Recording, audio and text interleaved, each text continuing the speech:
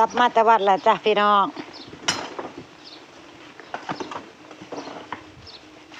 สบายดีรอบบ่ายเด้อพี่น้องจ้าสบายดีเบิดสุขคนจ้า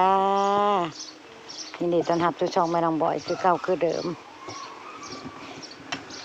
พี่น้องพามาเบิ่งธุรกิจใหม่ของลุงพรธุรกิจเสริมเรา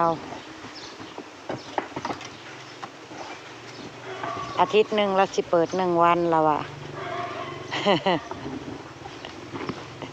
พี่น้องพ่อสิฮู้อยู่บ่ว่าเราสิเฮ็ดอีหยังอันนี้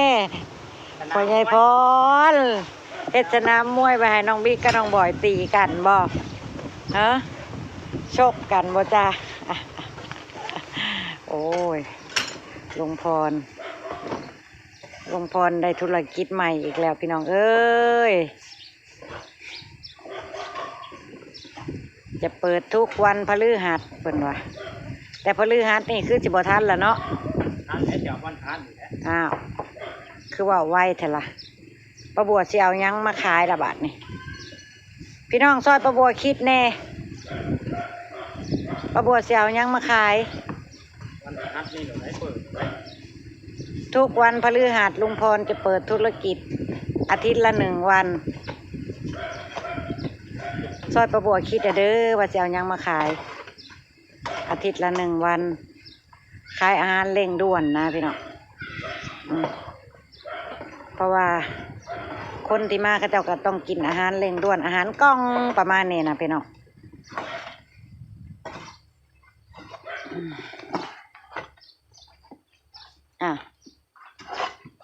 ทักทายลุงพรมื้อนี้บ่ทันเห็นลุงพรได้ตั้งแต่ตื่นเช้ามานี่ประบัวไปวัดตื่นมากระเป๋าเตรียมโตไปวัดสวัสดีพี่น้อง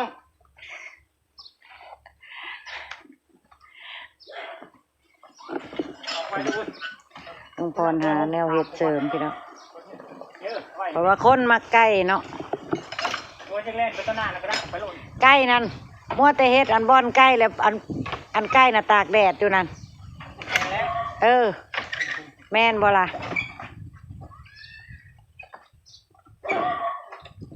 เพื่อนเพิ่นพี่น้องเป็นของเพื่อนเพิ่นแหละบ่แม่นของลุงพรเองดอกจ้าพี่น้องแต่ว่าลุงพรกับป้าบัวมีที่กว้างขวางเหมาะกับมีห่มไม้อย่างนี้เลยเพิ่นก็เลยเอามาลงพี่น้องบ่แม่นของลุงพรเองดอกจ้าเอามาลงให้ลุงพรเป็นคนดูแลให้ป้าบัวเป็นคนขายอาหารประมาณนี้เด้พี่น้องขายได้ก็เอา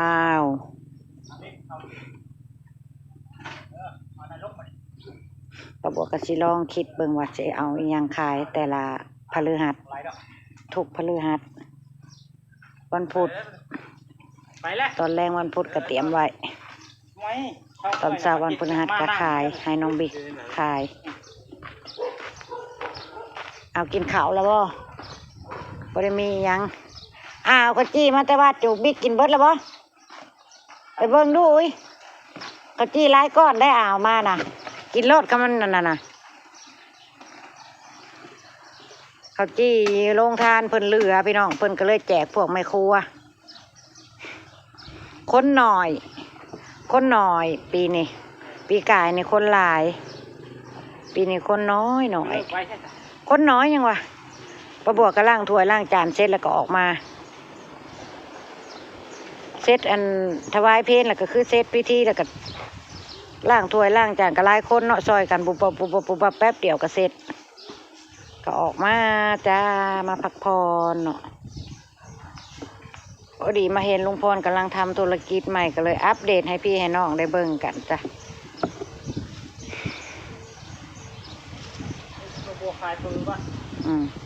ขายก๋วยเตี๋ยวแล้วก็จะขายยังละอาหารกล่องเบิ่งก่อนป้าบัวลองคิดเบิ่งก่อนมื้อนี้วันนี้หยังวันจันทร์ครับวันจันทร์วันคารวันพุธนี่ต้องเฮ็ดได้นี่เนาะหาซื้อวัตถุดิบก่อนต้องมีกล่องมีหยังอีกได้นี่กล่องใส่อาหารแค่ก็ใส่จานนั่นแหละเขาบอกกินในกล่องเนาะนักใส่จานมันง่ายที่กันใส่กระล่างดูลายแนวเอายังใส่จานจะเฮ็ดยังไงจักยังวะนะยังคิดบางก่อนให้พี่น้องซอยป้าบัวคิดแนวว่าสิขายอีหยังดี อาหารเร่งด่วนอาหารข้าวกล้องนั่นแหละพี่น้องขายเฮาขายยังเพิ่นก็กินอยู่ดอกเพราะว่าเพิ่นเร่งด่วนเพิ่นมาเสียไก่พฤหัสแรกก็เบิ่งคนก่อนแล้วว่าสิน้อยสิหลายซำใดเดี๋ยวพฤหัสต่อไปก็จังเตรียมการใช้คักๆเนาะพี่น้องน้ำมันมีพวกน้ำดีเครื่องดื่มนั่นแหละน้ำส้มควรเรียบเอาไปเลย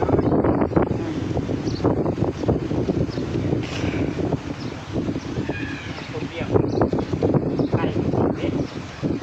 ไข่ตุ๊กกระถาคนมาลายกะสิขายดีแน่อยู่แล้วเพราะว่าเฮาเฮ็ดแบบนี้เฮาบ่ได้ให้คนนอกเขามาขายเด้พี่น้องอาจจะปลาบัวขายคนเดียวคนอื่นบ่มีสิทธิ์ขายจ้ะทุกอย่าง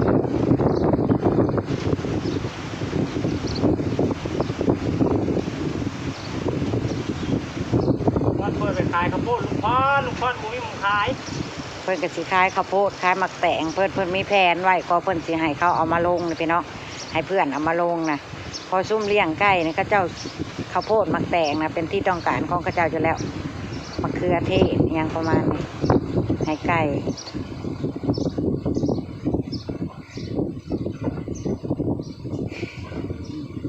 สองวงพี่น้องนี่วงนี่ยังบ่ทันได้เฮ็ดวงง่ายก่อนมีวงน้อยกับวงใหญ่มันเหมาะอยู่ในนี้เด้มันปิดโฮมคามโฮมผ้าโฮมไผ่ยังไงเด้แล้วก็เดินลงพรกับค่อนข้างกว้างแน่เหมาะสมพระเจ้าก็เลยเลือกมาลงอยู่นี่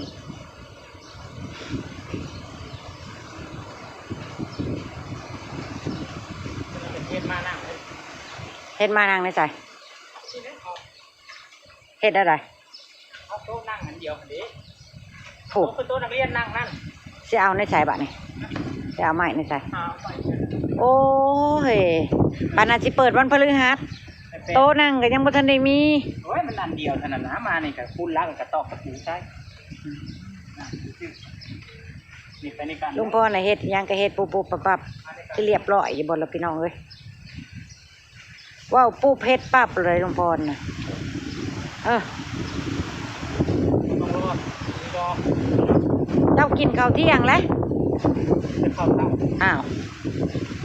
กะสิเฮ็ดยังกระเดกระดอละกะพากหากินข้าวกินน้ำก่อนทีละ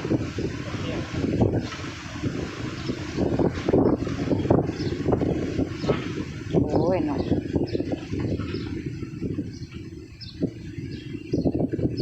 พอดีละน้องบิ๊กกับน้องบอยแยกกันขายผู้หนึ่งขายก๋วยเตี๋ยวอยู่ห้านคนหนึ่งก็มาขายน้ำอยู่นี่ขายน้ำขายน้ำกินตรงนี้มาตั้งปืนกับปืนป้าทั้งนี้มันสูงเลยคือยังใส่ดินลายแท้มันสิบไหลลงไปโฮมอยู่พุ่นบ่คอยเบิ่งนะทั้งนี้สูงนี่ทั้งนี้สูงเนาะพี่น้องดึงทั้งนี้ขึ้นดึงทั้งนี้ขึ้น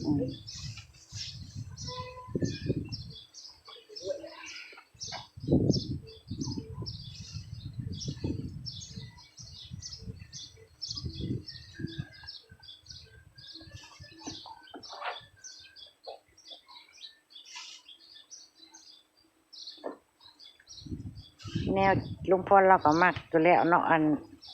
ประเภทไก่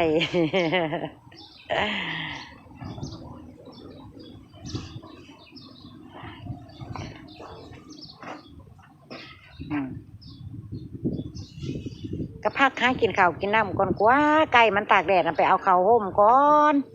เปลี่ยนกล้วยหรือเปล่าเฮ็ดเนี่ยมันลงกับงัวเนี่ยงัวเขาลงพกงัวมันจะเป็นยังงัวของยังมันย่างกินง่อยๆอยู่คอยจ่อมืออยู่วันหนึ่งนี่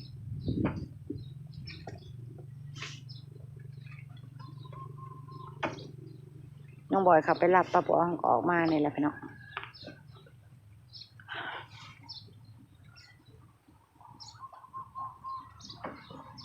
มื้อนี้นะสิแล้วสบอเฮ็ดอันนี้มันนะมื้อนี้เจ้าสิแล้วบอกเจ้าก็จังบ่เลื่อนไปพฤหัสนะครับผมคนเขาจะมาแต่ได้ครั้งแรกมาแต่ไหนดอกผมมาเบิ่งจริง หลายกับโบราณคู่ดอกมายามเบิ่ง มายามเบิ่งบอนไม้บ่ มายามมีสัญญาถ้ามันเป็นหม้อมีไก่หับเขากันห่วยเริ่มนักเข้าเลยได้ปะ สิลืมสวนซะแล้วเนาะ นะบ่ลืมหรอก บ่ลืมเด้อ ก็ไม่เห็นย่ำมันเท่ามันที่ช่วยมันเปิดบริโภคย่ำมันสักไปทำมุกแข่งมันเปิดของหันเด้8 โมง 9 โมง โดยพี่น้องมาบวกกับอัปเดตธุรกิจใหม่ลุงพรให้เบิ่งซำนี่ล่ะจ้ะพี่น้องอำลาพาจากแล้วจ้ะพ่อประบวและลุงพรคลิปหน้าจ้ะพี่น้องขอบคุณที่เข้ามาให้กำลังใจขอบคุณที่บ่ขามโฆษณาประบวเด้อพี่น้องจ้ะไปแล้วสบายดี สบายดีพี่น้อง อ้าวเฮ็ดบึดจำบึดลุงพรคัก